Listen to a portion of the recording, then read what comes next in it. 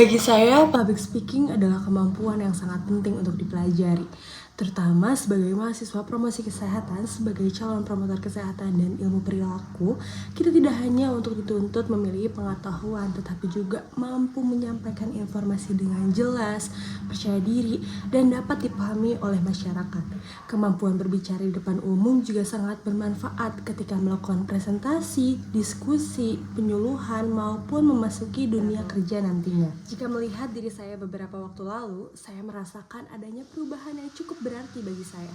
Perubahan itu dimulai dari hal-hal kecil. Dulu ketika saya presentasi, saya itu cenderung hanya fokus membaca gitu isi slide ya, tanpa adanya banyak melakukan kontak mata dengan audiens. Sekarang saya berani menyampaikan materi dengan lebih percaya diri tanpa terus-terus membaca teks, sehingga dapat lebih berinteraksi dengan audiens.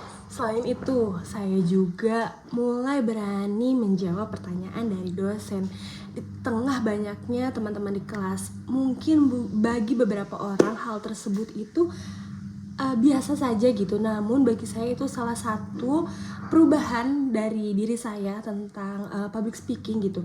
Meskipun masih merasa gugup, saya berusaha untuk menyampaikan pendapat dan tidak lagi takut untuk melakukan kesalahan, karena banyak sekali dosen-dosen yang bilang gitu ke saya, tidak apa-apa untuk salah, di sini kita sama-sama belajar. Maka dari itu untuk sekarang ini saya merasa tidak takut lagi untuk melakukan kesalahan.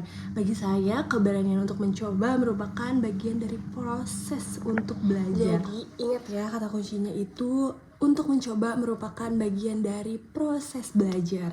Lalu ada juga perubahan yang mungkin cukup besar ya bagi saya, yang saya rasakan gitu, yaitu ketika dimana di semester sebelumnya kita sering melakukan praktikum public speaking, seperti melakukan penyuluhan di depan dosen, walaupun audiensnya itu belum terlalu banyak, yaitu teman-teman kita sendiri tentunya. Lalu pengalaman tersebut tuh menjadi suatu pencapaian tersendiri karena saya mampu berbicara gitu di depan banyak orang lain dari yang sebelumnya saya tidak punya pengalaman sama sekali gitu. Pengalaman itu membuat saya semakin yakin bahwa public speaking itu dapat terus berkembang jika kita terus berlatih. Nah, dari pengalaman-pengalaman tersebut saya menyadari bahwa public speaking itu bukanlah kemampuan yang dimiliki sejak lahir, melainkan keterampilan yang dapat diasah melalui latihan dan keberanian untuk terus mencoba. Dan sekali lagi, jangan takut untuk gagal.